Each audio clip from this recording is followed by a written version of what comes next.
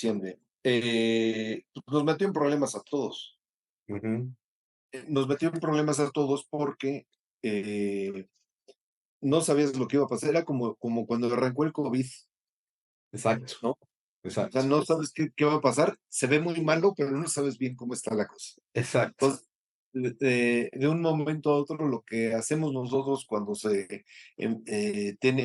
viene una crisis es tratar de mantener los empleos, Ah, tratar de contener la sangre, ¿no? exacto. No, espérame.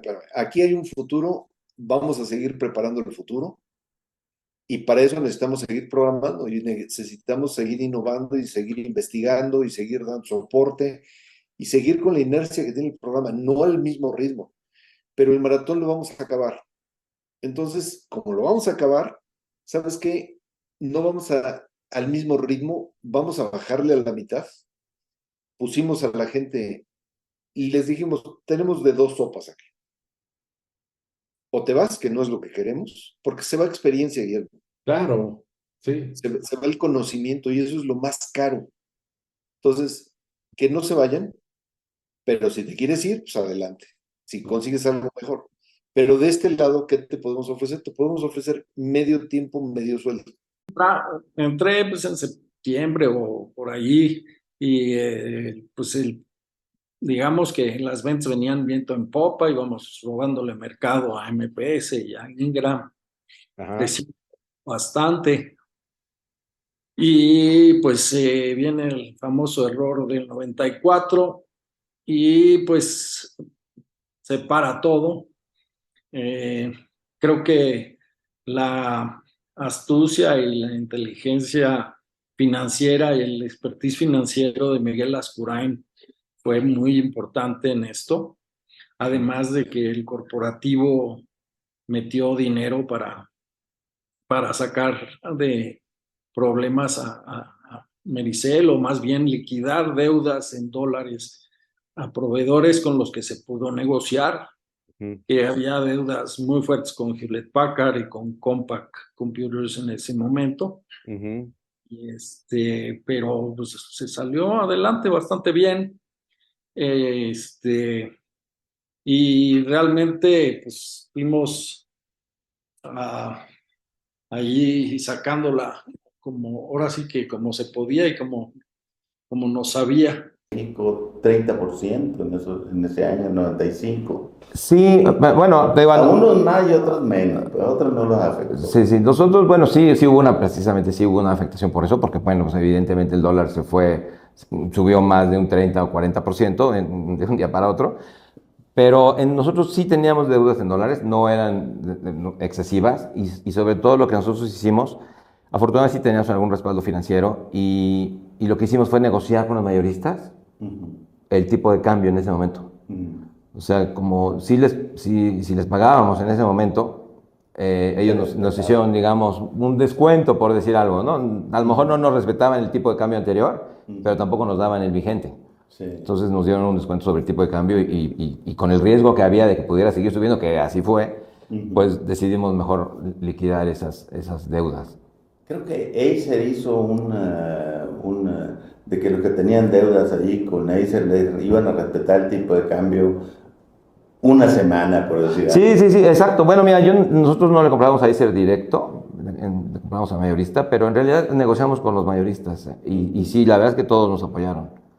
Que fue un... A lo mejor sí, no fue el mismo tipo de cambio, Sí. no fue el mismo, pero tampoco fue el que estaba vigente. El que estaba vigente. Sí, digamos, a lo mejor fue un 20% más. Y bueno, y en el resto del año del 95, ¿viste una caída en las ventas?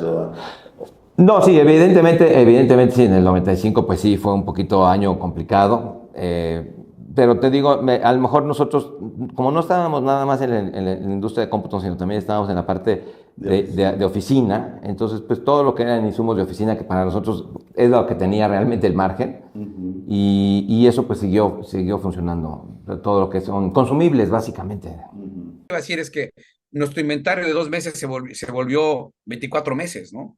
Porque Dinamia también. sí, con Dinamia. Gonzalo de Velasco. Ajá. Y Lascurain.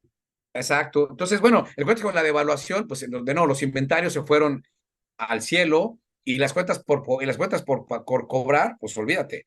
Hubo que negociar, y creo que ahí otra cosa que hicimos bien, pues Microsoft negoció rápido con sus mayoristas qué se podía pagar y qué no, porque Microsoft tuvo que absorber pérdidas. O sea, Microsoft, desde luego, sabía que no era realista pensar en que Ingram te iba a pagar, si te debía $1 millón, por poner un número, te iba a pagar $1 millón. O sea, era Claro, imposible.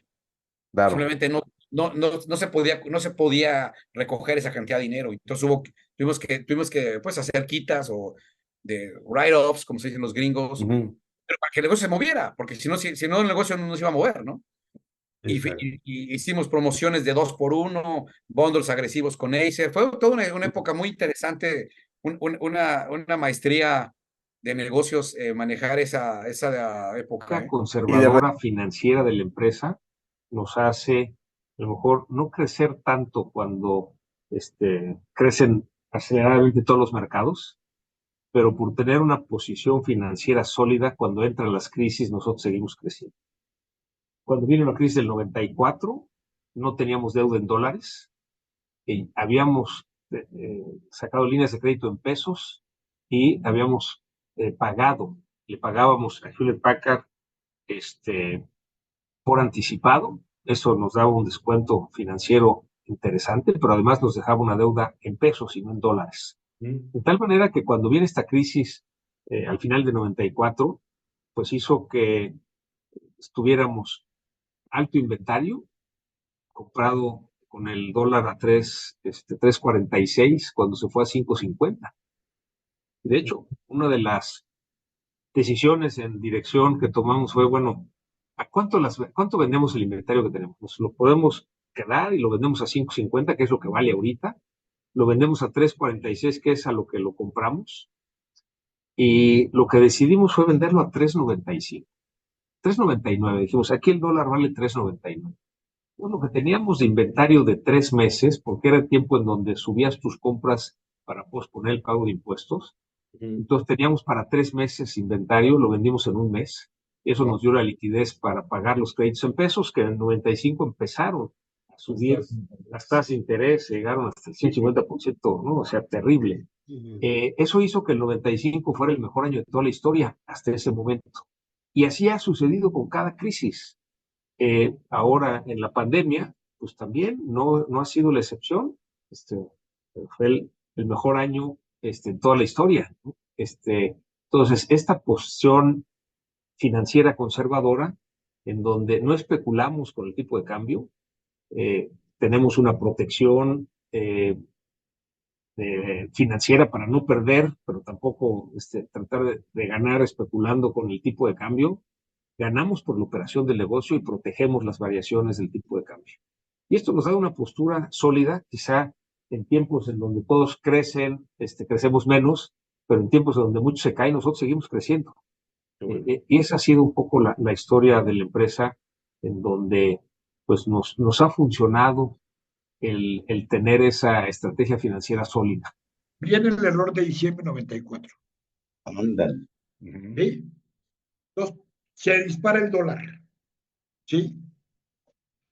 Y, pues, evidentemente, Rojas, que era un genio, ¿sí? Había previsto el tema de una cobertura cambiaria. Ok. Entonces, nosotros le vendíamos a los mayoristas en pesos, no en dólares. Entonces, no nos pega tanto porque había la cobertura cambiaria. ¿Sí? Pero entonces, empiezan los mayoristas a quererle cobrar a los distribuidores y le cambiaban los pesos que les pagaban a nosotros en dólares. Entonces, muchos distribuidores me llegaron a verlos a nosotros y yo me convertí en abogado de causas desesperadas. Si yo no sé cómo vas a pagar, te va a pagar HP y lo demás, pero ahí tienes en pesos. Es inmoral que le quieras cobrar al distribuidor sus deudas en dólares, si era peso lo que tú pagas. Entonces, claro, fue cuando incluso, para hacerlo más oficial, se pasa la lista de precios a pesos. Ok. Entonces, eso nos provocó, hombre, un crecimiento espectacular. porque no había ningún riesgo comprar Acer. Y con las Y otras... jalaban todo el flujo que había en el mercado. Claro, ¿para qué me arriesgo, no? Y luego también la verdad es que era muy bueno el marketing. ¿Sí? Ahí te va. Nuestro contrato con la sociedad, cuando Ingram nos compró la mayoría, decía que nos quedábamos al menos 3 años y después de 3 años ellos podrían comprar el remanente de la participación de DICOM y ya teníamos como una fórmula. Entonces, entre mejor nos iba en esos 3 años, pues esa parte valía más, claro. Entonces... ¿Alcanzaron una buena evaluación a la hora de vender? Sí, hicimos una buena fórmula, interesante. Obviamente, como cualquiera, entre mejor desempeño y resultados tienes, pues tus acciones valen más. Claro. Oye, ¿y Ingram antes de comprar a ustedes coqueteó? Sí, vio alrededor y de hecho se inició por nosotros. Okay. Entonces, justo el error de diciembre eran los 3 años.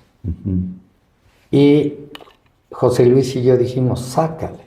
Ellos después de 3 años ya tienen la opción de comprar a esa fórmula.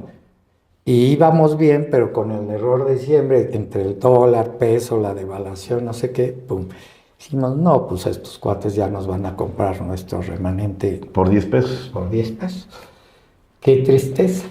¿Y cómo fue que vino Chip Lacey, que era el CEO de Ingram en aquel momento, llegó a México, seguro en tus fotos aparece, ahí está en ella.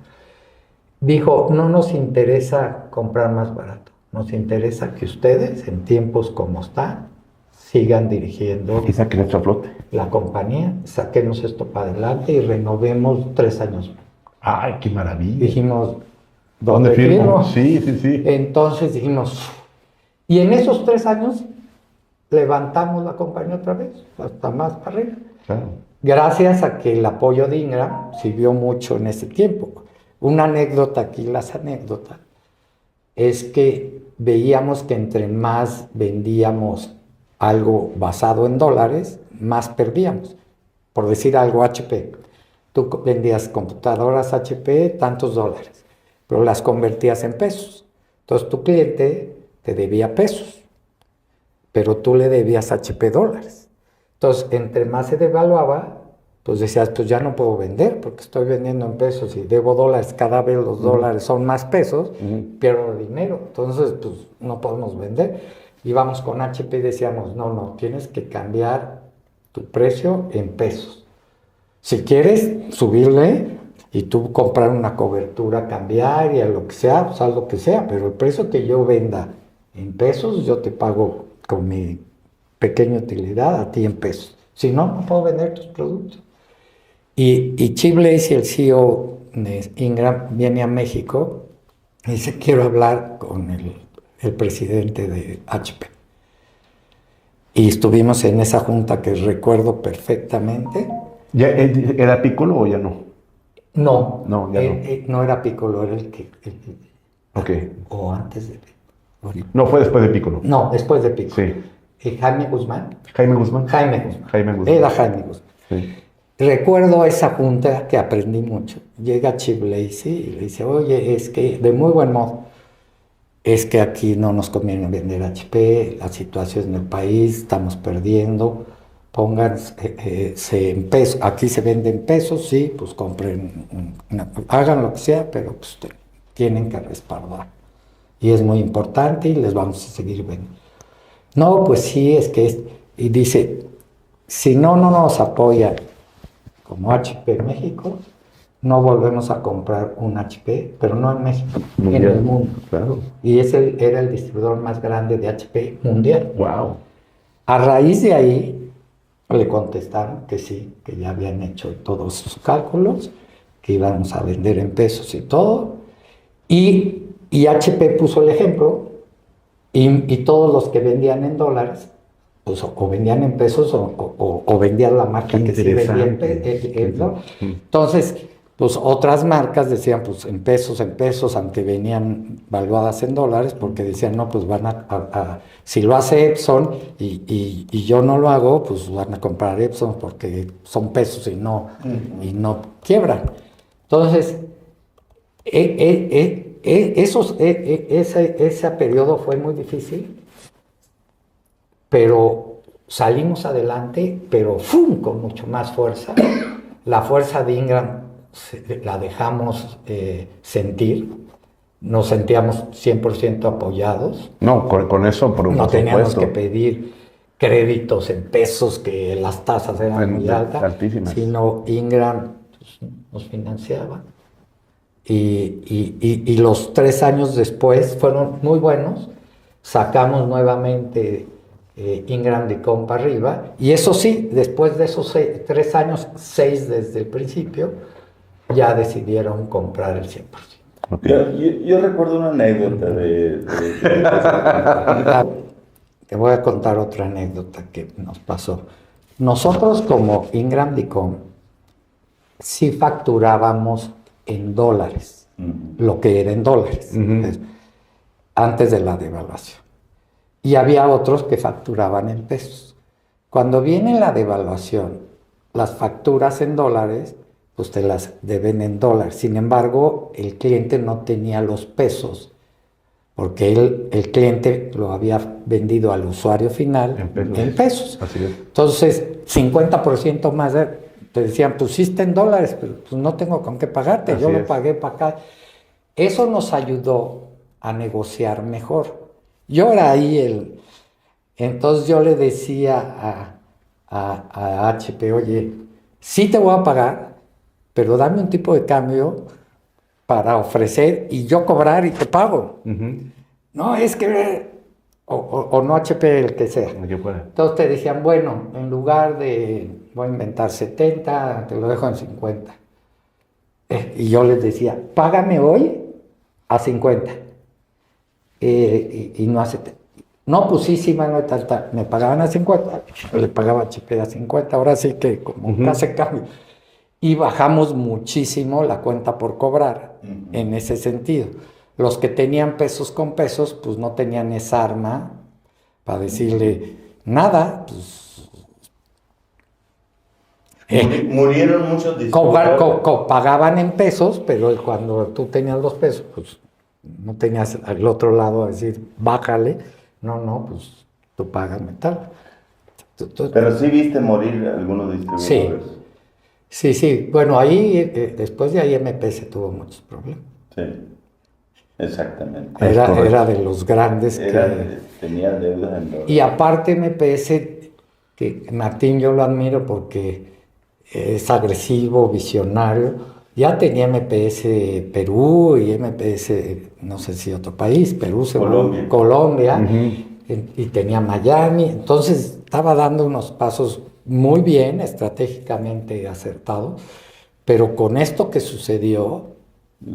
Volteó el mundo. Y al no tener un socio internacional que pudiera sacarlo, pues fue cuando empezó a vender su local ahí en Xola y bla, bla, bla, y bla, bla, bla. Y se tuvo que reestructurar por completo. Exacto.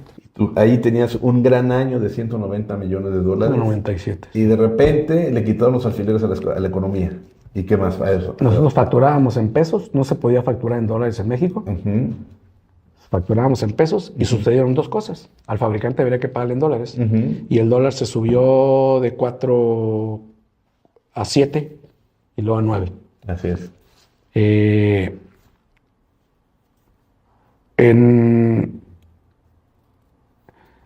Pues hicimos 2 cosas. Por un lado, los clientes empezaron a ser pendejos para no pagar, aprovechando el desmadre, nos pusimos bien agresivos aquí para recolectar.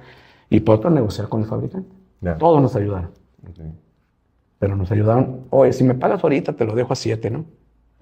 Te lo dejo a 8, cuando está a 9, ¿no? Pero la pérdida sí fue... Acer, ¿qué hizo? Porque creo que Acer ya nos facturaban en pesos. O Acer dijo, parece que comentó, voy a sostener en pesos 1 o 2 semanas. Sí, cierto. Sí. 1 o 2 semanas. Y se chupó todo. Es correcto. Porque todo el mundo le... Para que le pagara. Claro, sí. Sí, entonces fue un desmadre ese año. Digo, pero para eso nosotros ya teníamos sistemas bien consolidados, teníamos el MPSNet, teníamos toda la parte del SAC, Sistema Automático de Compra, ya estábamos en Internet, o sea, ya estábamos en Internet. Pero tenías deuda en dólares. Sí, claro. No debía un peso, como al banco no le debía un peso. Nunca quise deber, y el día que debí, que empecé a deber, fue cuando yo la chingué. Por eso no le debo un peso a ningún puto banco. Sí, A nadie no le debo un peso, a los proveedores. Le debía a los proveedores, le debían dólares, ¿no? La gran mayoría nos ayudó, pero había un límite. Sí, por supuesto. Había un límite, porque ni modo que perdieran a ellos y no nosotros. Entonces, no nos fue tan mal. Bueno, la realidad fue, te voy a decir, el problema más grave que tuvimos fue que yo en 93 recibí una oferta de compra. Dicen que nunca te debes de arrepentir. Yo si algo me arrepiento es de eso porque, aunque fue la decisión correcta, si hubiera hecho un análisis, si hubiera tenido un asesor que me bajara el pedestal, me hubiera ido muy bien. Mira, la propuesta fue en 93, 94 al principio. Steve Raymond, el fundador de TechData, se hizo muy amigo mío, más estuvo en la casa, venía acá, le encantaba porque cuando llegaba y veía lo que teníamos, él no tenía ni madre en TechData. No tenía nada, güey, tenía un pinche mainframe. En un mainframe. Entonces llegaba y me decía, oye Martín, a ver qué, no chingas, ¿y cómo te, internet, qué es eso? Le encantaba, ¿no? Y quería que me fuera. Pero dicen que tu peor consejero es el éxito, pero yo en ese año había tomado la decisión de salir a bolsa. Okay. Hubiera sido la primera empresa, Sí. el primer mayorista que salió de la Bolsa Mexicana de Valores. Sí. Y ya tenía todo listo. Y tenía una evaluación. TechData me ofrece como la cuarta parte de la evaluación que yo tenía. Pues llégale, ¿no? Pues no puedo llegarle porque no es accruable para los inversores. Ya era pública en Estados Unidos. La empresa vendía $900 millones en 94. Su propuesta, mira Martín, te voy a dar tanto. Y el 9% de las acciones. Te aclaro. Tú y yo vamos a tener el mismo número de acciones. 9 y 9. Dije que no. ¿Qué pasa? Es que el peor consejero es el éxito, nos está yendo tan a toda madre. Este cabrón llegaba y veía lo que teníamos. Y puta, que sí, por supuesto. Son unos chingones, o sea. No veías interesante estar con él porque tú ya le llevabas una gran ventaja que te lo demostraba.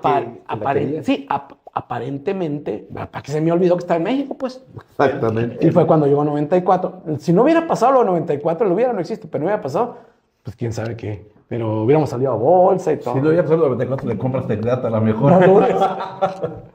Pero el de Ingram, ¿cuándo entró con Dicom? Al mismo tiempo. Al mismo tiempo llegaron, como que se vinieron los dos.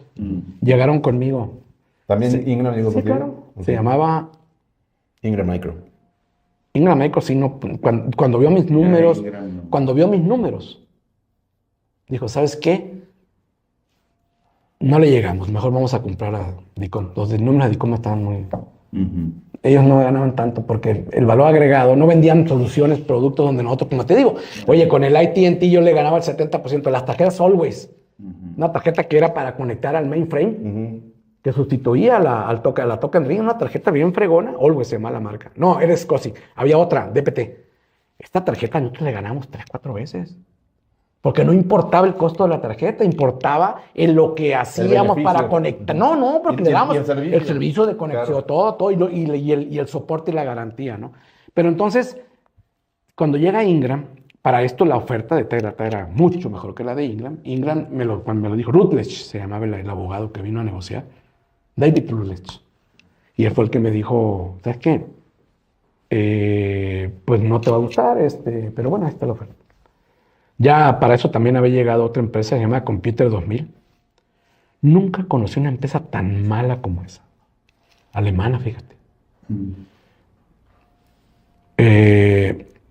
Eric Klempau, un chileno alemán, fue el que llegó a México y me llevó para que me hicieran una oferta, para conocer a los directores. Cochinero de la bodega. Desordenada. ¿Qué es esto, güey? No, más de la mitad. No, es que es producto como que pues ya no se ve. No mames, tiene la mitad en... Puras mulas. Y nosotros teníamos, mi madre, cuando vino a analizar, teníamos cochinaditas, pero siempre las vendíamos. O sea, pero no mala madre esa empresa. Y cuando me hacen la oferta, peor. Sí, en realidad, entonces, la empresa más parecida a nosotros era Tecdata y decidí no venderle. Y sí me arrepiento. Por supuesto. No sé por cuándo. ¿Viste morir distribuidores? Muchos, ¿Verdad? En el 95. Muchos. Por ejemplo, la clásica que yo siempre les ponía, ¿no? Antes de aprender a sumar hay que aprender a dividir, jóvenes. Claro. Que fue lo que yo hice al principio. Todos los que trabajan conmigo todavía hoy. Los que originales, ¿no? Son mis socios, ¿no? Enrique, Francisco, Luis Vado. Y todos los demás son mis socios de otra manera, ¿no? Ganan muy bien, tienen muy buenos bonos. Entonces, y lo clásico que sucedía era como lo que me pasó a mí con Eduardo, ¿no? Dos muchachos que se salían, ponían su empresa y uno le robaba al otro, se agarraban a madrazos y quebraban. ¿Sí? Pero era súper común eso, ¿no? O sea, en el momento en que había dinero se empezaban a pelear por un peso. Exacto. No había reglas claras, entonces, pero muchos, tratando de acordar de los distribuidores de IBM, la gran mayoría quebraron esos distribuidores. Me acuerdo, no me acuerdo, uno que era un clientazo de nosotros en servicio, Digi, grupo que estaba por Insurgentes, cerca del World Trade Center. No me acuerdo, quebró, no, pero muchos quebraron. Por supuesto. Sí. MIM, M-I-M, grupo MIM. No, era... algo así, pero no era MIM. Okay. Pero muchos quebraron. Y fabricantes. Pues sí. Apple en ese tiempo, venía quebrando desde Estados Unidos. Estaba bastante. Ahora Apple se fue, lo regresó, luego se fue. Sí, 3 veces, ¿no? Iba y venía. Algo Sí, así. hasta que ya se quedó aquí. Se fueron en el 82, se volvieron a ir en el 87 y luego se volvieron a ir en el 94. Poteó algo y tenemos el error de diciembre. ¿Cómo les fue en 1995? Porque tienen una empresa que aunque primero 20 unidades y luego 100, a lo mejor el próximo año 300, pero se enfrentaron con esto. ¿Cómo fue? Mira, fíjate que, yo creo que las crisis nuestras fueron quizás en el crecimiento. A nosotros, por ejemplo, afortunadamente, por estar tan ligado a la industria maquiladora, como que todos ese tipo de problemas les pegan de otra forma, pues.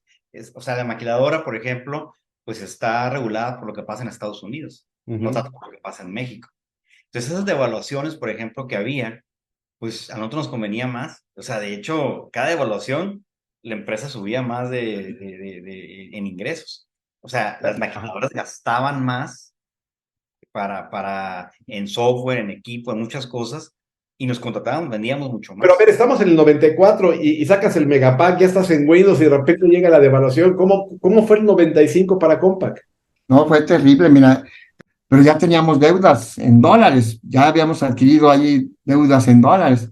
Entonces, pues cuando viene el error de diciembre, nos agarra mal parados, con deudas en dólares.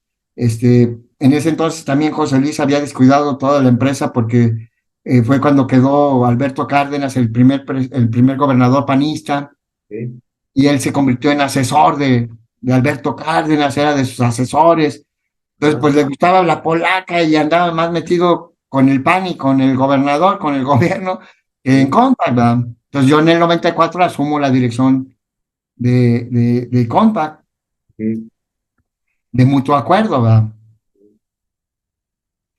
Y pues a mí me estalló la crisis del 94, que se devalúa la moneda. En ese entonces nosotros prácticamente el 80% de nuestra venta era, no, 70% de nuestra venta era a través de mayoristas, Ingram, todas las mayoristas que había. y el 20 era a través de distribuidores directos y un 10 que teníamos de venta directa a usuario final. Ok. Entonces, cuando se viene la devaluación en enero, los mayoristas cierran la cortina y dicen, no compro, no vendo y no pago. Y si quieres que te pague, vente a 90 o 120 días. Sí, Entonces, prácticamente el 70% de mi flujo se fue a la calle, ¿verdad? Claro. Y So, yo duré te estrenaste como director general en las peores condiciones, sí, una en buena el peor momento y en las peores condiciones, ¿verdad? Bueno, a lo mejor fue el de Yo duré 3 meses sin pagar la nómina y empezamos a hacer un round robin de pago de nómina, ¿verdad? Entonces había prioridades, primero los casados que tenían hijos y así, un peso que llegaba y tenía que distribuirlo entre nóminas, entre proveedores, algo al mismo SAT, al pago de impuestos y fue completamente terrible, ¿verdad? Pero sí tuve la solidaridad de mis colaboradores. Y obviamente, para corresponder a eso, implanté un sistema de transparencia, de confianza.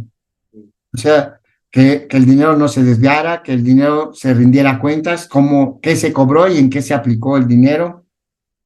Y empecé a hacer juntas trimestrales con todos mis colaboradores, mostrando los estados financieros, explicando los estados financieros, el estado de resultados. Ahí nuestras ventas se cayeron alrededor del 40%, ¿va?